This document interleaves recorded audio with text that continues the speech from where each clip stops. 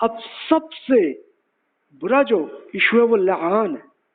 لعان کا مطلب ہے لعنت کی دعا. اور اللہ تعالیٰ سے لعنت کی دعا کا مطلب یہ ہوتا ہے کہ جھوٹے سے اللہ تعالیٰ کرم نہ فرمائے، کبھی بھی نہ کرم فرمائے. اچھا، یہ اس واقعے میں ہی ہوتا ہے کہ شوہر اور بیوی میں آپس میں الزام ہو کہ اس نے بدکاری کی ہے. اچھا، وہ کسی دوسرے نے نہیں کی، بلکہ بیوی نے کہا کہ شوہر جو ہے نا اس نے بدکاری کی ہے، یا بیوی جو ہے اس نے یہ اعلان کیا ہے، یا پھر یہ بھی ہو سکتا ہے شوہر نے کر دیا مقدمہ کہ جی بیوی نے یہ حرکت کی ہے. لیکن اب مسئلہ یہ ہے کہ کوئی اور ایویڈنس نہیں ہے، کوئی گواہ نہیں ہے کہ جس سے عدالت فیصلہ کرے. تو اللہ تعالیٰ نے پھر آخری آپشن یہ رکھی ہے. پھر یہ ہو کہ ملزم جس پہ بھی الزام ہو تو وہ شخص 5 مرتبہ قسمیں کھائے، اس سے کہے کہ اللہ تعالیٰ کی لعنت فرمائے جو جھوٹ بول رہا ہے. اور آخری 5ویں قسم میں تو یہ کہے کہ اگر میں جھوٹا ہوں تو یا اللہ مجھ پہ لعنت فرما دے، مجھ پہ کبھی کرم نہ فرما. اور اسی طرح جو الزام کرنے والا جو بھی ہے شوہر ہے یا بیگم ہے، تو وہ بھی ایسی 5 بار قسمیں کھائے کہ جی میں سچا ہوں، میں سچا ہوں، اللہ کی قسم کھائے. اور 5ویں مرتبہ بھی کہ اگر میں جھوٹا ہوں یا میں جھوٹی ہوں تو اللہ کی لعنت مجھ پہ ہو جائے. تو اتنا اگر وہ ایمان والے ہوں دونوں میں سے جو، تو پھر سچ پہ آ جائیں گے، ہاں جی وہ ہوا ہی نہیں کوئی واقعہ. اچھا، اس کے بعد پھر آٹومیٹیکلی یہ ہوتا ہے کہ یہ دونوں نے اگر قسمیں کھا لیں تو عدالت پھر علیحدگی کر دیتی ہے کہ ہو گیا ختم. یہ ظاہر ہے کہ جب اتنی لعنتیں ایک دوسرے پہ بھی کر بیٹھے، اپنے آپ پہ بھی کر بیٹھے، تو پھر تعلق رکھنے کی کیا ضرورت ہے. اب یہ سورۃ النور میں اللہ تعالیٰ کا حکم ہے، وہ عرض کر دیتا ہوں. یہاں پہ یہ لیکچر ہمارا اس پہ آلموسٹ کمپلیٹ ہو جائے گا.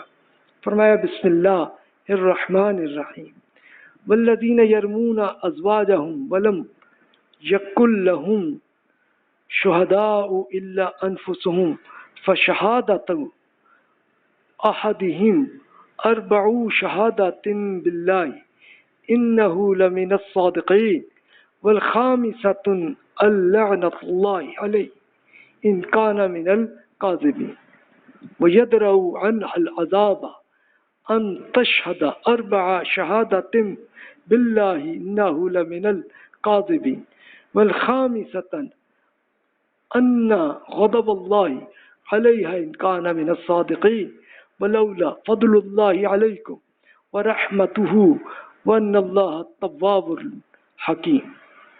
لیکن وہ اپنی بیویوں پر تہمت لگائیں اور اپنی ذات کے سوا اس کے سوا کوئی گواہ نہ ہو، تو ان میں سے ہر ایک کی عدالت میں گواہی یہ ہے کہ 4 مرتبہ اللہ تعالیٰ کی قسم کھا کر کہے کہ وہ سچا ہے، اور 5ویں مرتبہ یہ کہے کہ مجھ پہ اللہ کی لعنت ہو اگر میں جھوٹا ہوں. اس کے بعد عورت سے سزا اسی صورت میں ٹل سکتی ہے کہ اس کے جواب میں وہ بھی 4 مرتبہ اللہ تعالیٰ کی قسم کھا کے کہے کہ یہ شخص جھوٹا ہے، اور 5ویں مرتبہ کہے کہ اس بندی پہ اللہ کا غضب ہو اگر یہ شوہر اپنے الزام میں سچا ہو. پہلے ایمان، اگر آپ پر اللہ تعالیٰ کا فضل اور اس کی رحمت ہوتی تو یہ بات نہ ہوتی کہ اللہ تعالیٰ بڑا توبہ قبول کرنے والا اور صاحب حکمت ہے، تو جو رویہ آپ نے اختیار کیا ہے اس احکام کی بجائے اس پر اللہ تعالیٰ کا عذاب نازل ہو جاتا. تو بھی یہ اس سینیریو میں بندے کے اگر ہو جائے تو پھر سوچئے جو بھی جھوٹا ہوگا یا جھوٹی ہوگی تو اس پہ لعنت کیسی ہوگی. تو عموماً یہ اس طرح کے الزام بیگم پہ ہی آتے رہے، لیکن اسی پہ قیاس اب کر سکتے ہیں کہ اگر بیگم نے شوہر پہ یہی الزام لگایا ہوا تو عدالت اسی طرح اس سے بھی یہ چیک کر سکتی ہے، شوہر سے بھی بیگم سے بھی، لے کے اس کی بیسس پہ پھر فیصلہ اس میں کچھ بھی نہیں ہوگا، سزا کسی کی نہیں ہوگی، لیکن اس دنیا میں تو نہیں ہوگی، لیکن وہ پھر آخرت میں عذاب ہے اس کے لیے. تیار ہو جائیں پھر کہ اللہ تعالیٰ تو توبہ قبول کرنے والا. اب توبہ قبول کر لیتے، مقدمے تک نہ آتے، بدکاری کر بیٹھے، توبہ کر لیتے، ٹھیک ہے جی، اگر میاں یا بیوی جس کا بھی واقعہ ہوا کر لے، دونوں علیحدگی کر لیں، بات ختم ہوتی. لیکن عدالت تک آئے تو پھر یہ معاملہ ایسے، تو اس کو لعان کہتے ہیں. تو جناب طلاق کا ٹاپک یہاں مکمل ہوا. جس میں ہم نے تفصیل سے جو اس کی مختلف ایگزامپلس اور مختلف ایشوز جتنے ہیں پوری ڈسکس کی ہیں. ابھی بھی جو سوال ہے میرا تکلف آپ ای میل کر سکتے ہیں. میری بک میں آپ تفصیل سے ڈاؤن لوڈ کر لیجئے، اور کرتے کرتے پھر آپ کو پورے ان اسکالرس کے نام بھی مل جائیں گے کہ جن کا پوائنٹ آف ویو میں نے عرض کیا. تو آپ انہی کی بکس میں پڑھ سکتے ہیں، اور پڑھتے ہوئے پھر میں یہ مشورہ آپ کو دوں گا کہ بھائی دلیل کی بیسس پہ ہی فیصلہ کیجیے گا. آپ اپنے تعصب یا اپنے تعلق کی بنیاد پہ یا اپنے فرقے کی بنیاد پہ فیصلہ نہ کیجیے گا. تو آپ اس پہ لے آ کے، یعنی آپ جب فتویٰ کریں گے تو اس طرح کیجیے گا، اجتہاد کریں گے ایسے کیجیے گا.